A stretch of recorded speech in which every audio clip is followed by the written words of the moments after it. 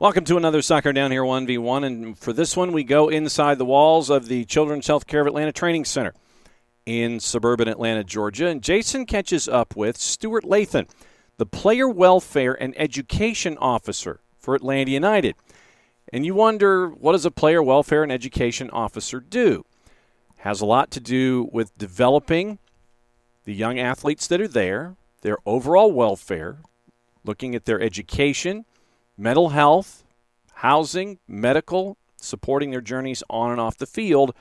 And it is a lot of different things having to do with the welfare of the young athletes that Atlanta United has coming through their doors every single day. It's an eye-opening conversation, and it's one that, frankly, you wished a lot of other teams had, involving their own individuals, their own franchises, and their own depth inside their community. So we find out about Stewart, find out about the job, find out about the challenges and the successes involved in being a Player Welfare and Education Officer for the Five Stripes. Here's their 1v1. Let's just start with tell me what you do at Atlanta United. Sure. So I am the Player Welfare and Education Officer here at Atlanta United. This is not something I ever imagined that I would be doing. I spent 25 years working in education prior to this. I always worked on the administrative side. I did fundraising, both here in Atlanta, and then I also worked in London for a number of years and worked at some independent schools there.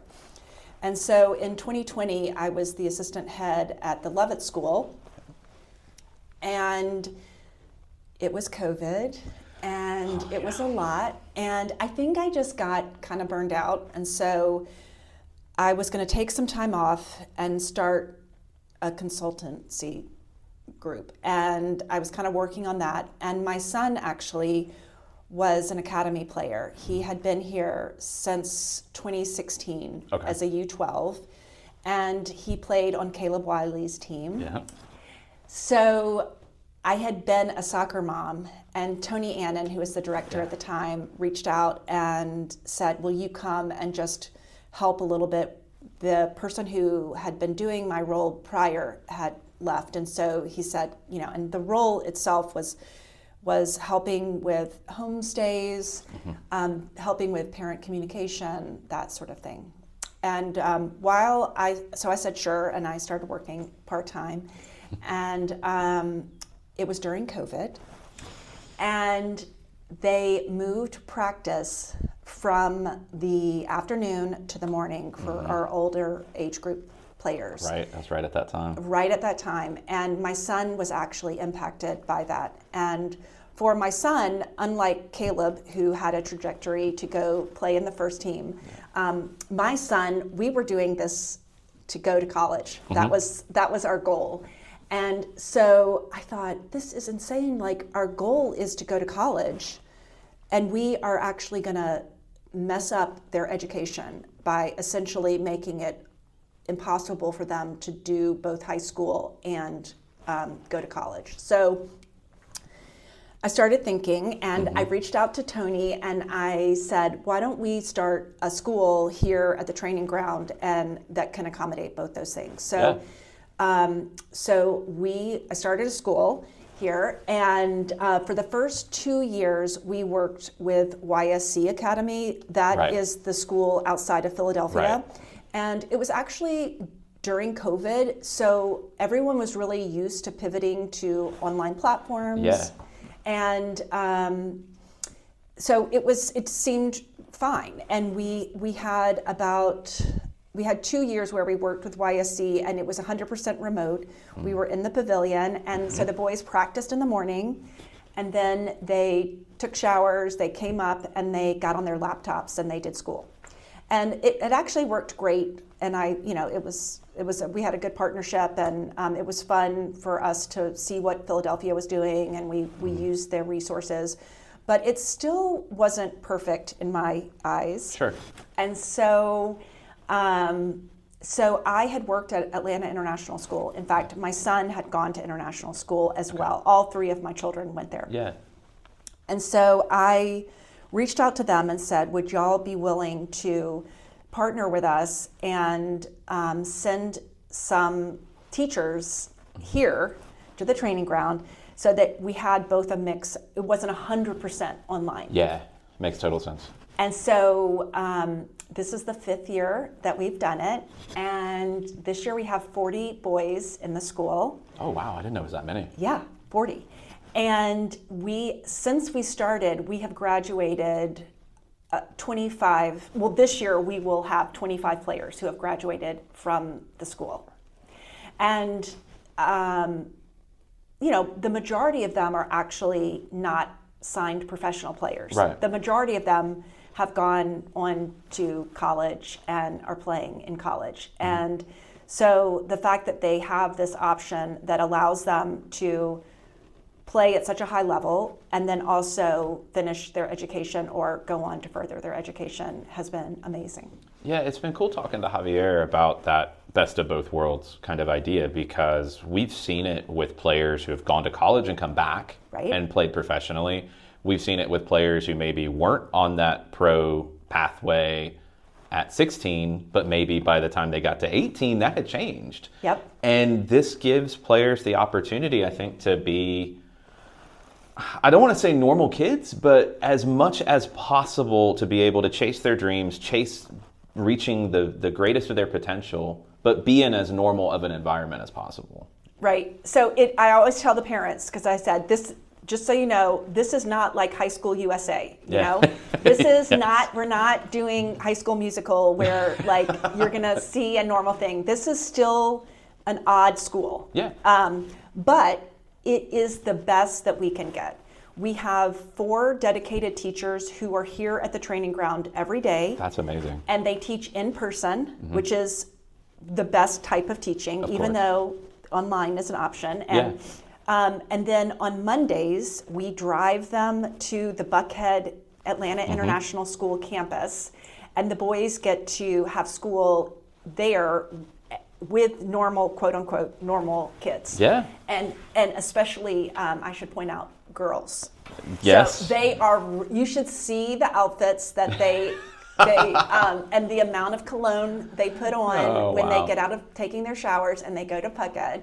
But they have a great experience. And one of the best things that the reason why I knew Atlanta International School was going to be the great partner is because the kids there come from such diverse backgrounds. Well, first of all, AIS is like a soccer school. It's not like a football school. It's a soccer school. I should say not like American football. And they, but they also like are very international. And when you look at, and I tell this to the kids all the time, when you look at like our roster for the first team, it is insane from where all the people are from. I mean, we've got, Uruguay, Paraguay, Argentina, Brazil, France, Spain, England, everywhere in the world. And our young players need to understand how to adapt and be open to working with players from all different coming from all different places in the world, from all different backgrounds, all different religions. And I think the international school really sets them up for that kind of environment. And it also is able to adapt to some of our players who might be coming from, themselves, the academy players who might be coming from international backgrounds, like Puerto Rico or someone from Venezuela, an academy player. So it's a great partnership in that aspect. And the mindset that the school has is something that was really important to me when we decided to partner with them. It feels like the idea from a soccer player development standpoint has started to become more holistic. Yep. And I know Tony was a big part of that during his time here, and you started to see it with guys like George Bello and Caleb Wiley that were maybe on those pro pathways faster, but the educational, the social side is so important to being a great professional player. Well, and I tell this,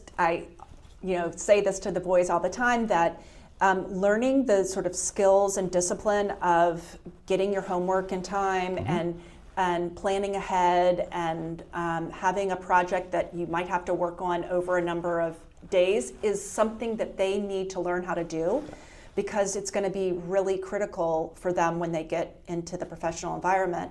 And you can see when players struggle with that sort of executive functioning skill, that it can actually hurt. I mean, it's a skill that they really need to work on the field. 100%. The other thing that AIS does really well is put them in group settings. A lot of the projects that they work on in school are projects with a group of boys that perhaps they don't know quite as well.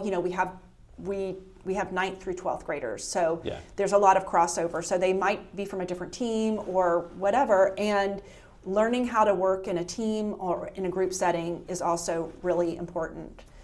And then the other amazing thing that happens, and I see this all the time, is that you have a player who may be extraordinary on the field, but struggles academically. Right. And then you have a player who may be a second, who maybe doesn't play as much and maybe isn't as strong, but is really great academically.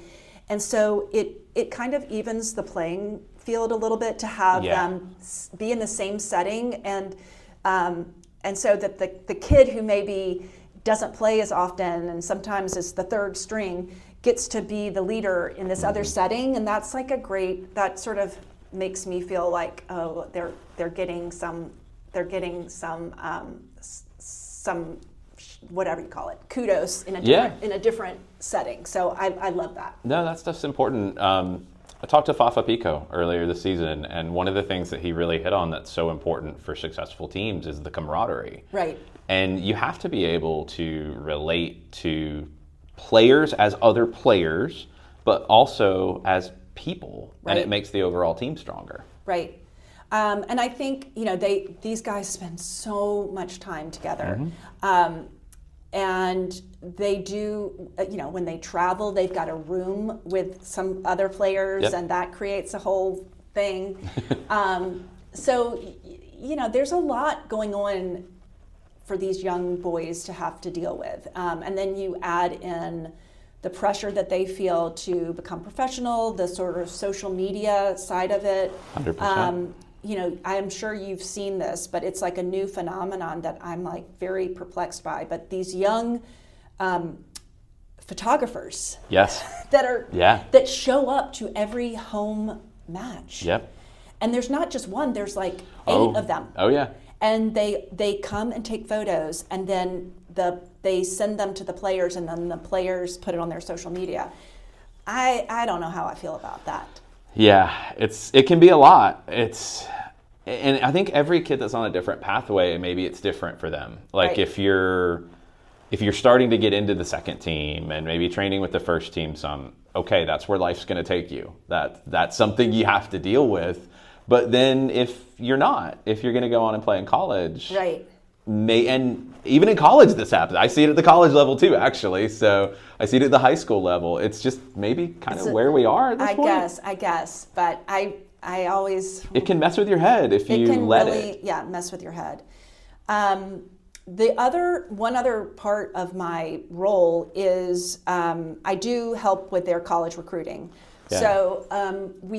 So obviously we have players in our school that have already been signed. So this year, for example, we have 4 seniors that are currently still in high school that have signed first team contracts, and those are Cooper Sanchez, Jonathan Ransom, Dom Chongqui, and Aiden Torres.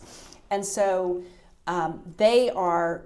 what they are balancing is amazing. And they truly would not be able to do what they're doing without a school like the one that we have here. 100%. Especially all 4 of those boys have been called up to play with their national team. Yeah. And Cooper and Jono were called up in 25, and they missed almost 6 weeks of school. Yeah, World Cup. For the World Cup. So they would not have been able to do that without having some kind of support that we had built in. So that path is amazing, and I love that for them that we can do that.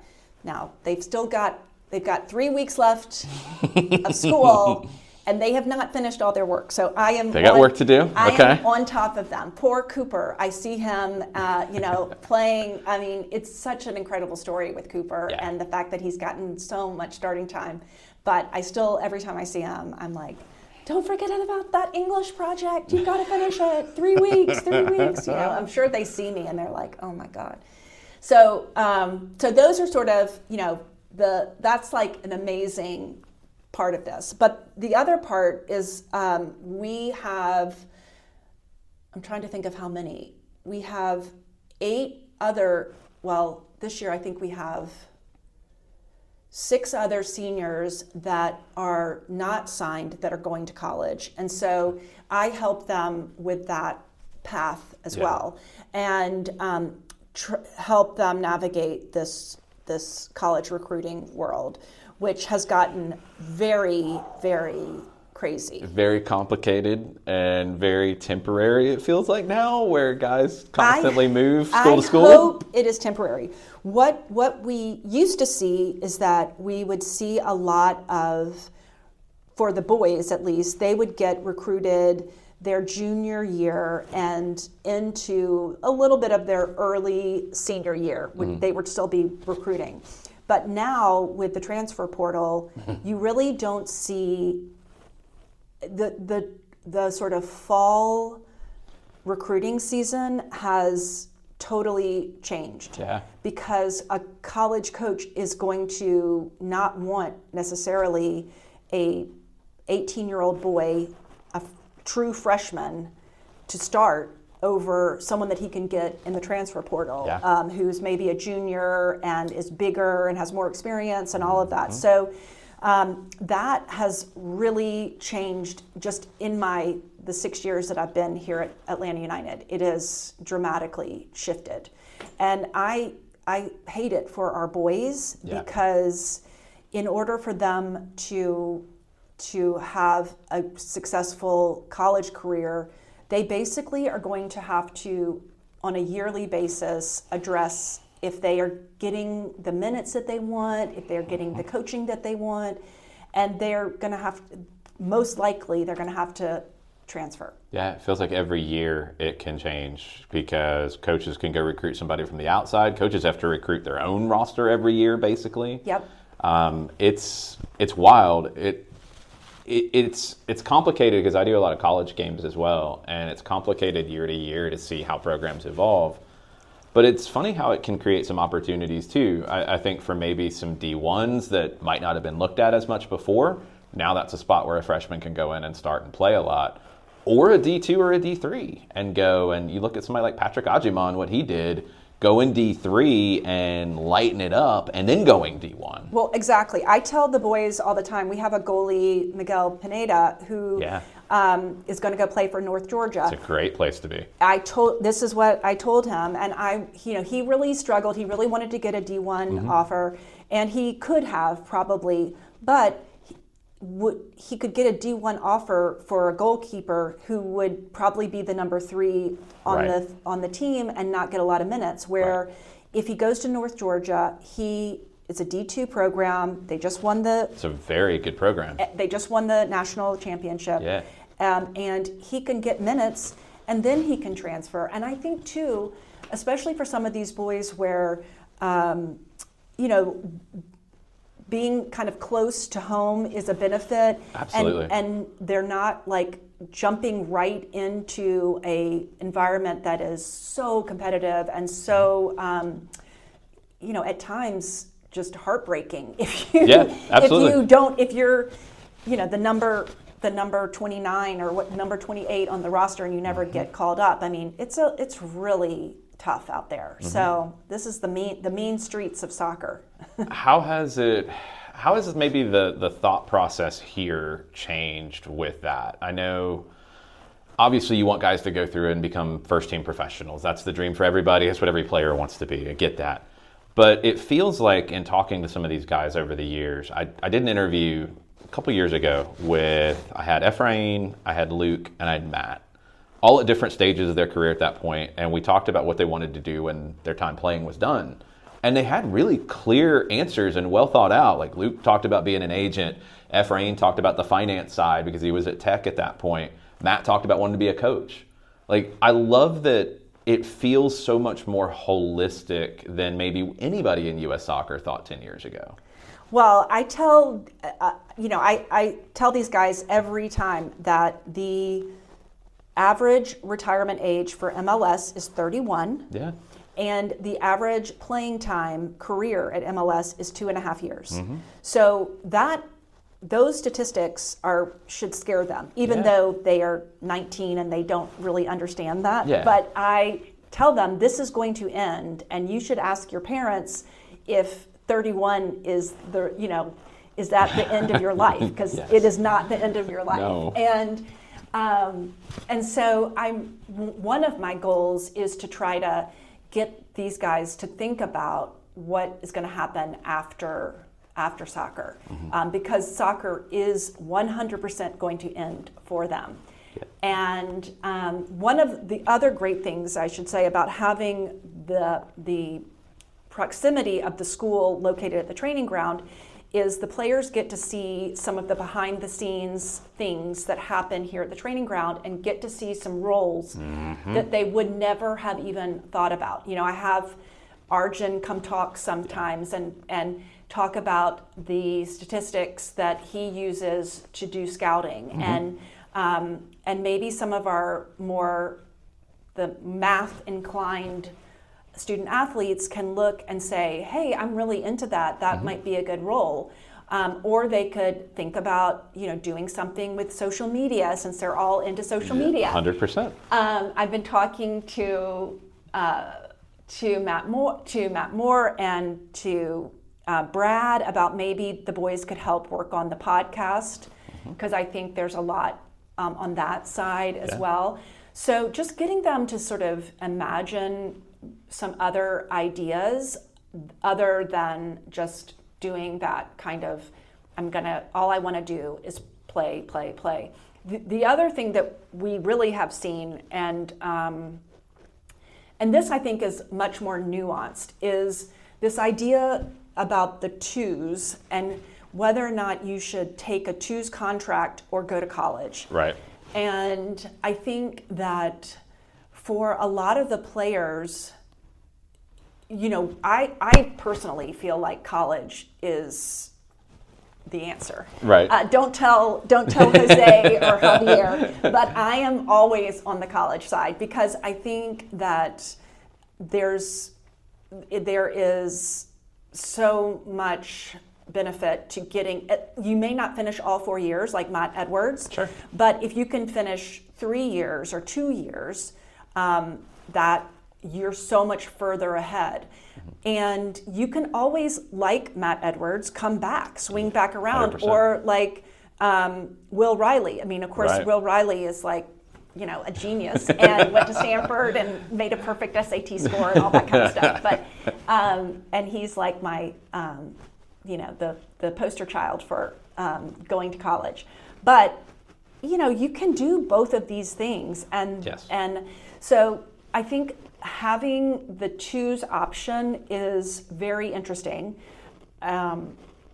These players make a salary, but the salary, if you were to look at the salary and look at some of these college packages that are the Right. sort of the scholarships that these colleges are offering, I would tell you that the college offers sometimes significantly more. Sometimes, yeah, in some cases, absolutely. Than the twos contract. So that is something that has definitely changed.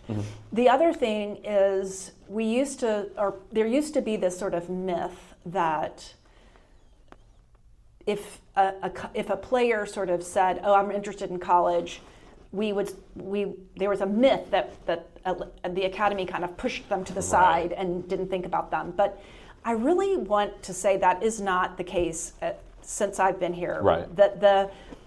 I think it's really good for all of the players to pursue a college offer. Agree. And put it in their back pocket. Yep. And it doesn't mean that they have to, I mean, obviously, working it out with the college is one thing, but they should go for college and see if they can at the last minute get a contract, then that's wonderful. Yeah.